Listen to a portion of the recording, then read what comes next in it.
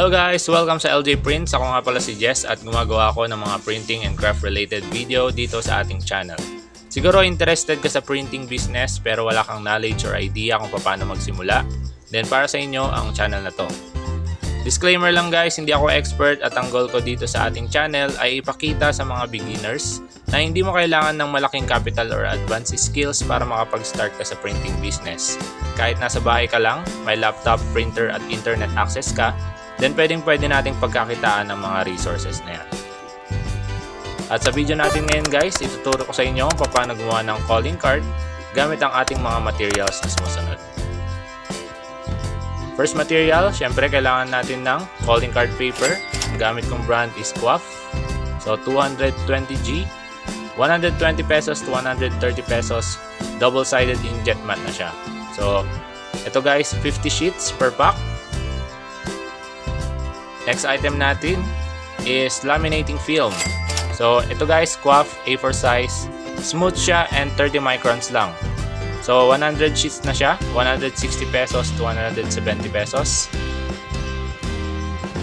Next item, ordinary bond paper. So ituturo ko mamaya kung saan natin gagamitin yan. Set aside muna natin. And kailangan din natin ng cutter. So ang gamit ko is sliding cutter. Pero kung wala kayong ganyan, may option naman tayo na metal ruler at ordinary cutter. Yan, or gunting kung meron kayo. And ang highlight ng video natin is ang PVC na Quaff die cutter na nabili ko sa Shopee. So ito ang gagamitin natin guys. Under siya ng 1,400 to 1,500 pesos. So magandang investment to guys. And optional lang ito. 10 pesos to 15 pesos para sa packaging, calling card case. Yan.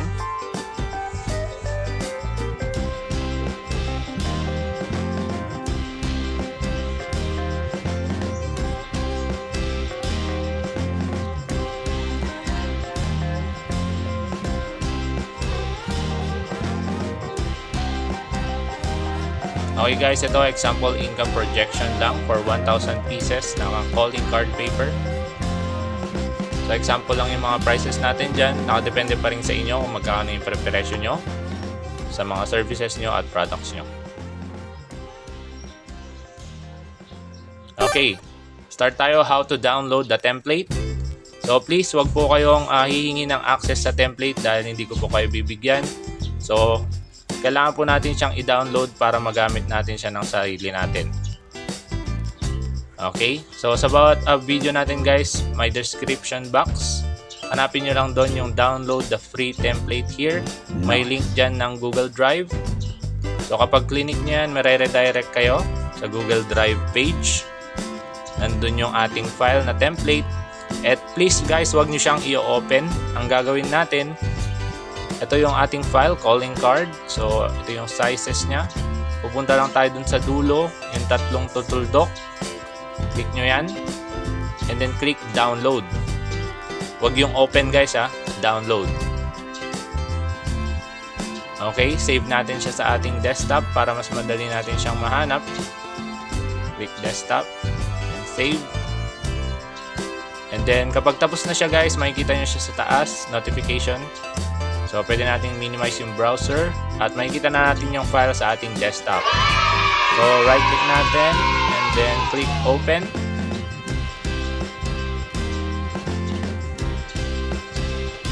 Okay, so click lang natin yung enable editing pag nagpakita yon.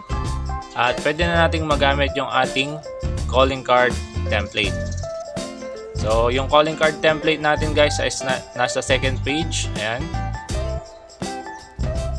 Scroll down nyo lang para makita nyo yung template. So pwede nyo nang burahin yung first page pag na-download nyo na siya. Okay. So, paano naman natin siya gagamitin guys? So, ganito natin gagamitin yung ating template. Makikita natin yung sizes natin is 2.14 by 3.38 inches.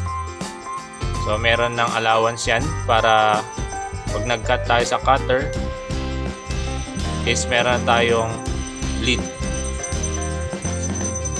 Okay, press and hold control key. And then, click natin isa-isa yung mga shape.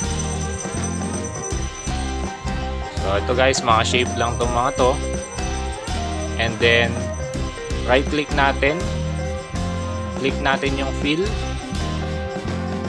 Pero imbis na kulay yung gagamitin natin guys, ang gagamitin natin is picture. Yan, work offline. Then, hahanapin lang natin guys kung saan natin isinave yung ating design or layout. So, ito guys, di na ako nag-share sa inyo kung paano ko ni-layout.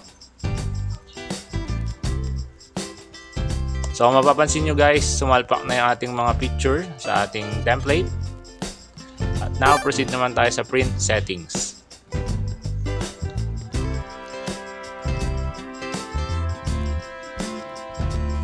Punta tayo sa print.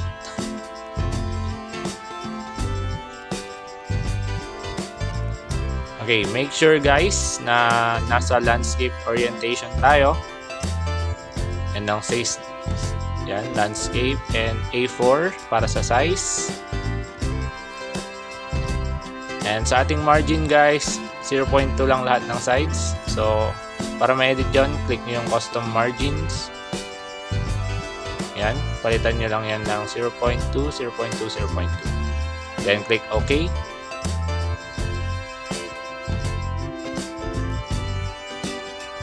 Then, sa print properties naman guys, select natin yung A4, presentation paper matte, at high. So, ito yung settings ko guys sa calling card paper na matte. Tanggalin na natin yung collate at reverse. So, paano natin guys isa-save yung print setting natin para hindi tayo paulit-ulit na nag-click kapag mag-preprint tayo. So, click lang natin yung add presets. So, dito guys, lagyan natin dito calling card. Then, select tayo ng icon. So, ibang magandang icon dito. Okay, so ito na lang. Kulay red. Yan. Then, lalagay ko sa my comment, use calling card paper 220 GSM.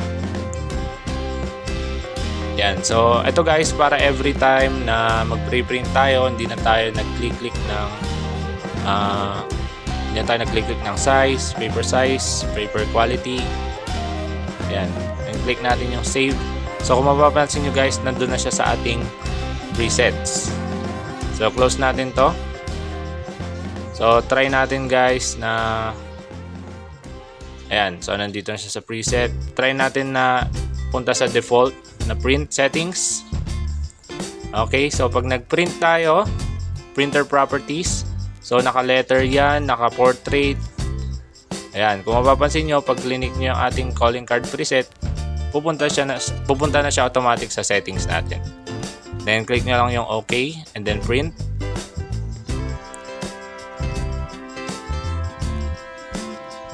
Then, antayin na lang natin na ma-print yung ating calling card.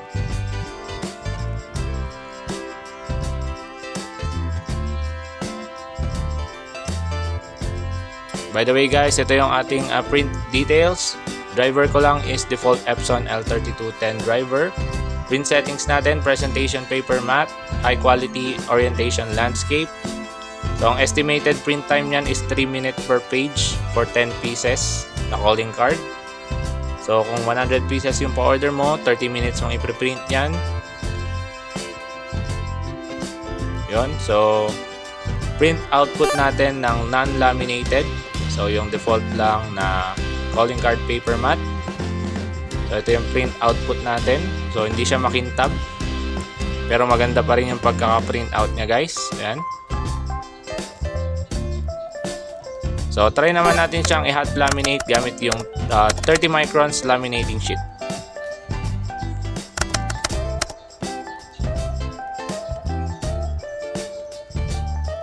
Okay, so yung laminating sheet natin is manipis lang siya. Nakikita nyo guys, see-through. Yan. So 30 microns lang to. So babalatan lang natin siya and iipit natin yung ating printout. Yan. So pasensya na kayo sa ating setup. Kailangan ko kasing pumunta sa kwarto na medyo madilim. Dahil dito guys, para maiwasan natin yung alikabok at may hangin yung mga dumi dito sa ating ilalaminate. Yan, para hindi mag-bubbles at hindi madumihan, kumapit yung dumi sa loob, alikabok. Okay, so sa setting natin guys sa laminator, so naka-hot siya, naka-forward, and yung temperature natin is 100 to 110 degrees Celsius lang. So ito guys, pwede nyo siyang i-set sa 110 pagka unang init, unang painit, preheat, para mas maganda. And then pwede nyo siyang iset ng 100 kapag marami pa kayong ilalaminate. Yan. So dito na papasok yung ating ordinary bond paper. Kahit scratch, pwede.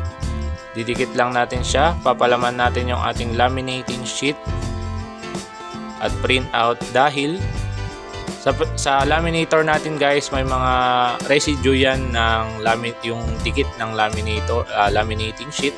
So possible na dumikit yon sa ating 30 microns at maglukot. Ayan, so pinapalaman natin siya sa ating white na bond paper para hindi siya maglukot. Then guys, pag nag-green na yung ating laminator, ready na siya. Salang lang natin yung ating print out. Ayan, naka-fast forward to guys, hindi ganito kabilis mag-laminate. Then doblehin natin siya. Ayan. Pero nasa sa inyo na guys, kung okay na sa inyo isang salang para makatipid sa kuryente, pwede naman. Okay, so sa akin kasi back to back laminate ko siya. Don't forget to turn off the laminator kung wala na kayong ilalaminate. So yung matte settings natin kanina guys na paper, naging glossy na siya kasi glossy yung ginamit nating laminating film. Ayan, so napakaganda ng output natin guys. So punta na tayo sa cutting. So para mas madali natin siyang i-cut sa ating PVC die cutter, kailangan muna natin siyang hatiin sa gitna. Okay, so i-cut natin siya gamit ang ating sliding cutter. So kung wala kayong sliding cutter, pwedeng gunting, pwedeng metal ruler plus cutter. Nasa sa inyo na yan guys. Maximize nyo kung ano yung mga resources na meron kayo. Okay, cut na natin siya. Pwede na natin siyang isalang sa ating PVC die cutter. Okay, so dito guys, lalapat lang natin siya. Make sure na walang nagpapakitang puti sa mga gilid-gilid. Yan, meron naman tayong sinobran naman natin yan sa ating layout. Kaya madaling-madali lang guys na mag-cut na walang white na residue sa mga sides niya. Okay. So fast forward tayo guys sa ating pag-cut para hindi kayo maboring. So ganito lang kadali gamitin yung ating PVC die cutter. Para lang siyang guillotine cutter na paper cutter. Pero kagandahan dito guys, na curve na yung sides ng ating calling card and pare-parehas yung magiging output niya. So baba natin yung angle ng camera para mas makita nyo.